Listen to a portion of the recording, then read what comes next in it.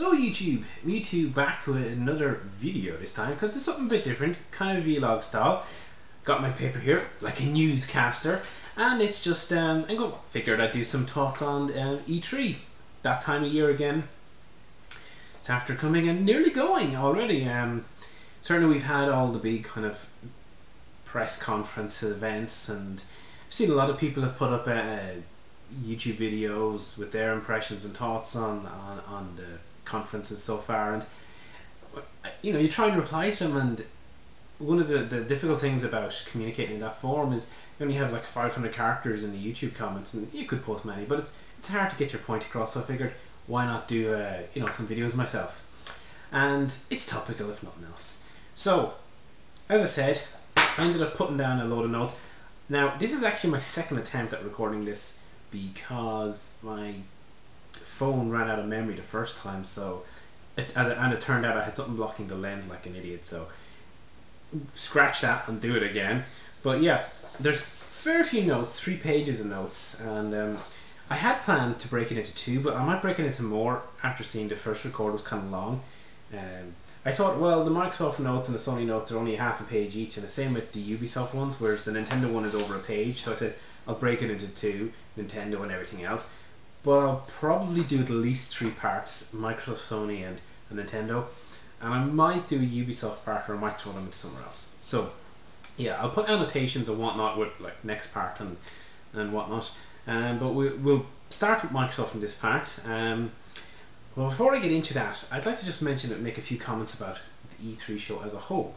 Now, a lot of people often refer to E3 as kind of being a gamers event, and while I think that was true in the past, personally I would say that E3 is not so much a gamers event anymore. It's not open to the public. It's not presenting it to to the same crowd of people that it once was. It really is just a media briefing and a place for the platform stakeholders to present their content to the various media outlets, and particularly the mainstream outlets who have taken more an increasing interest in recent years, and to their stockholders ultimately too, because they would judge performance and reaction. Now, a lot of people would have said it's all about the games, it's all about appealing to fans of each platform and trying to generate interest. There is an element to that, and you certainly get that impression from the mainstream gaming media, where you have like your G4s and IGN and all that crowd and Kotaku, but that's not really the case anymore. And really, that kind of, you often have this notion of winning E3. Who's going to win E3 with the best showing? It's like a dog show. Best of Crufts, but that's really doesn't bear any relation to how things pan out. I mean, if you look at the Wii as a great example, with the exception of its first year, pretty much it was slated in the mainstream gaming press, whereas the mainstream media as a whole generally loved it and gave it plenty of coverage, and you see things like Wii Fit become a sensation and so on. And while Nintendo would have been kind of frowned upon and got nothing but bad press, really, they were monstrously successful, and I think that was partly down to the E3 presentations. It did put forward their message of the broader audience. That's what they were going for. So what people see as winning E3 is often, I think, not what really plays out, or not what they're really going for. They're not necessarily going for this hardcore gamer thing. Anyway, enough of a kind of a preamble. Need to get on with it because, as I said, I've seen that this ended up being a long set of videos. So, as I said, Microsoft and the first crowd. Now, if you were to ask me beforehand, what will Microsoft, or any of their presentations I suppose, be, I would have said Microsoft is going to be same core franchises, Halos and so on, with a bit of Kinect stuff thrown in.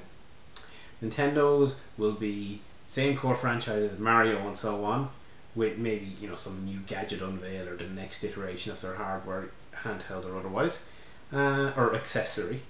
And Sony's, they're the hardest to judge. They'd have a few kind of franchises, but I never feel that they have as many key franchises. And for me, I'm often looking at what crazy thing are Sony going to do. So they're a little harder to predict. But anyway, Microsoft definitely, I felt, followed through to that style. I mean, they opened up with the typical franchises: Halo, Splinter Cell, Gears of War, Forza. That was pretty much bam, bam, bam out. As the opening foray. Certainly, in terms of appealing to the core audience, that I'm sure should have gone on very well. But actually, just have a side comment of a bunch of faceless corporate types. One thing about the Microsoft presentations compared to the Sony or the Nintendo ones is that they're always presented by lots and lots of different people.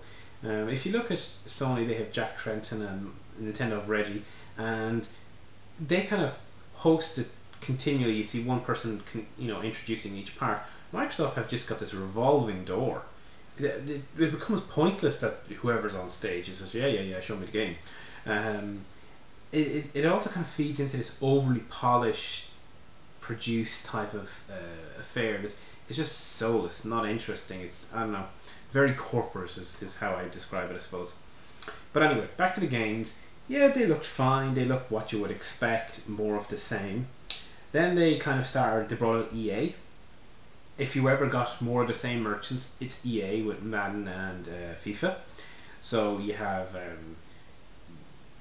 the next iteration, but this time they have Kinect voice command stuff in it. And to be fair, the demo looked pretty interesting. For FIFA, they had this. You could give substitutions and formation changes through voice command, so that it was seamlessly integration and you didn't break up your play. And they had this nice feature where the camera would pick up what you were saying in reaction to events. So if you were like, the referee's a wanker type of thing, you could get a card for that. And that when they presented it, it's kind of looks cute on the presentation. And it's not funny. But in reality, I just don't see that type of feature being used or being in any way practical. I know I might be sitting here talking essentially to a screen or a camera or whatever, but when I'm playing a game, I don't want to be talking to the telly. I just don't see myself interacting in that way. It could just be me, but I suspect that it's not going to be a widely adapted feature. Now I know that they had Madden showing up as well, and they had Joe Montana out for that as a guest star. Of course, I always think of Joe Montana at the football games, kind of the competitor to the Madden games. And yeah, they showed the same type of thing: formations and team tactical changes and plays. To be honest, I couldn't really get a feel for that because I don't know a hell of a lot about American football. Now I know Woodland, he posted videos about this, and he did kind of say that, well, that would work kind of well for American football. So maybe that is a good application. I'm not sure, but that kind of led Microsoft into the whole Kinect section. I'm sure many people are rolling eyes already at that, but that's to be expected. They also showed Fable Kinect enabled. I never know what to kind of say about Fable in general. I'm not a big RPG gamer myself, but Fable seems to get a lot of coverage, a lot of press, a lot of hype every time, and then every time is a big disappointment. It's something about Peter Molyneux that he seems to be able to hype his games to hell, and people buy into it. It's kind of like the Sonic hype thing. They just go, this time it'll be true, it'll deliver on this promises, and then it doesn't, and suckered again. So yeah, I remember, of course, they had the Milo demo for Kinect and all that, and then that turned out to be bullshit. So who knows? It's hard to really read into the Fable thing. They went on a lot, and I mean a lot, about Kinect, voice commands, and how that will be used to facilitate interaction with all the other features that the Xbox has: movies, sport, music, and so on. Now, they made a big deal about these other features. They went on for ages about it. I understand why they did it. They want to make it clear that the Xbox is not a console in the traditional sense. It's an entertainment device. And people going on about, I want it about the games, I want it about the games. Microsoft have no interest in a games console. They wanted to own the living room center. And that is a lot more than gaming. So I understand why they were doing it. Now, personally, it was very boring to watch, but I could see where they were coming from. I mean, they talk about Netflix, Hulu, and so on, and a big thing about like various American sports and ESPN and whatnot being made available. My comment, I actually got a comment right beside it, very American, and it kind of drove home the kind of concept of, although the presentation was in America, so I can understand that to a certain degree, but it's been broadcast to a worldwide audience, and you can see why the console is very popular in the US, but a hell of a lot less popular outside the US. And I know Microsoft made a comment about, oh, they had the best selling console in the world last year, something to that effect. That's less about Microsoft's success themselves and more about the decline in the Wii in its later years and its distinct need for replacing. So it's, it's a good way of spinning your figures more than anything. But while the extra services are fine, the voice commands things just seem pointless. If you have limited, dexterity in your hands, or you're differently abled in that way, I can understand that would be useful to be able to have a multimedia device in your home where you can command via voice. That is good. However, I feel for most people, that's not going to be practical. People aren't just going to sit there. Xbox applications, Xbox games, it would be just quicker to use your remote to go. That's it. You couldn't say, by the time you'd have said the word Xbox, you'd have done the command and you'd be probably launching your game. So it's one of those things that sounds great in practice, but I don't see it being anything to spend so much time in a conference on. One thing that I do think was a good kind of broad demographic appeal was Nike Connect Fitness. Now, again, not something to appeal to your core gamers, but the conference at the beginning was very core driven. Had all these shooters and typical franchises, and then you go on about sport and whatnot.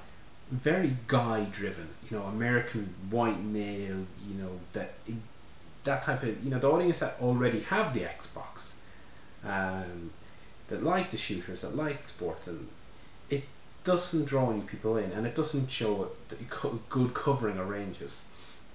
And this is one thing that of course it is sport, Connect Fitness, but it is a practical and reasonable application of the Connect technology. I don't want to jump around necessarily when I'm playing Fable or whatever, but if you're doing a full body activity like fitness, it does make sense.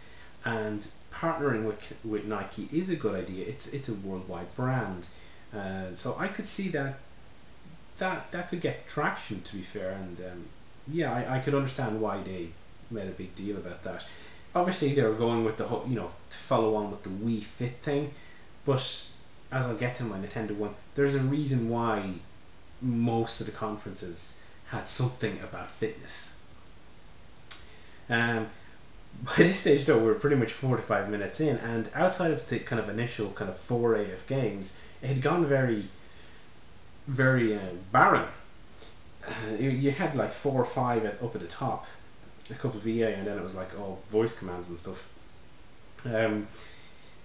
But then they brought in kind of, I suppose, their Wii U tackling thing called Smart Glass, and basically there seems to be some sort of application for your smartphones or your iPad or whatever to connect to the Xbox and to perform functions. So you can use it as a remote, or you can share content, or have it act within games as an extra screen.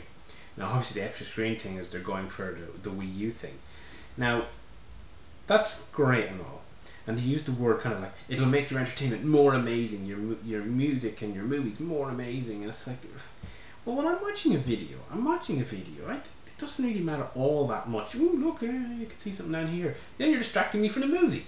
So I don't think it'll really add that much. And they showed an example of how you could use it in a game. And it could have been Madden again, I'm not too sure. It looked like an American sports game. And they had these kind of tactical screen selection on an iPad device. Now that's great and all. So you're playing a game with your controller, a regular Xbox controller. Oh, no, now I want to make a team selection. That's not very practical. I mean, with the Wii U, it's integrated into one device. And one of the smartest things, and I'll talk about this more in the Nintendo section of these videos, is is in the Wii U they have a TV button. It acts as a universal remote controller essentially. So you only have one controller to connect you, your screen, and what you're doing. It becomes centralized. It's entirely integrated, not just connected. And Microsoft are going with the connected thing. Now that's just clutter. So I don't think that'll really do the same thing in the same way. I don't think it'll offer any great experience. It'll be a novelty. It'll be something to combat a Wii U type of thing. But it very much, it seems to be like Microsoft usually do. Oh look, we Nintendo were doing something better, copy it. So after that, they had the big announcement. And I say big announcement. Internet Explorer is coming to the Xbox now, thanks to Kinect. Whoop-de-doo. First of all, they said that the reason why it didn't have a browser beforehand is because there should be no keyboard in the living room. That's so wrong. If you're browsing the web, the best interface is a keyboard and a mouse. There's other functional interfaces, touch screens and so on, are reasonable to use, but they're not as good. And there's already keyboard plugins for your Xbox controller when people want to chat, because it's the best way to put in messages. So that's just a bullshit reasoning. Like, it's just nonsense. And then they went on about Bing a fair bit and how it was integrated in. You could search with Bing. Who cares about Bing? I mean, seriously, they went on as well about, oh, that will connect you with 500 million people. There haven't all 500 million Xboxes. Or are they saying 500 million people use Bing?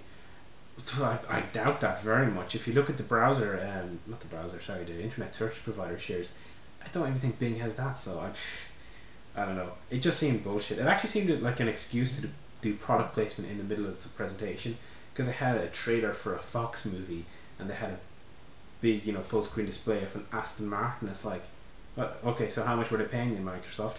And another point there was we're an hour in, and it's been probably about half an hour since we've seen a proper game. And it's like, holy hell. And if we were showing things like the Nike Connect, where I could see kind of, it's a game, or an application, it's something, it's an interactive, entertainment piece that's for a different audience, and that's fine, because not everything should be a first-person shooter. You should have something for everyone, and I think that's the key to having a good, to really kind of having a good platform. But it kind of started to get a little barren, I felt. Now they did then bring out Tomb Raider, and it looked good.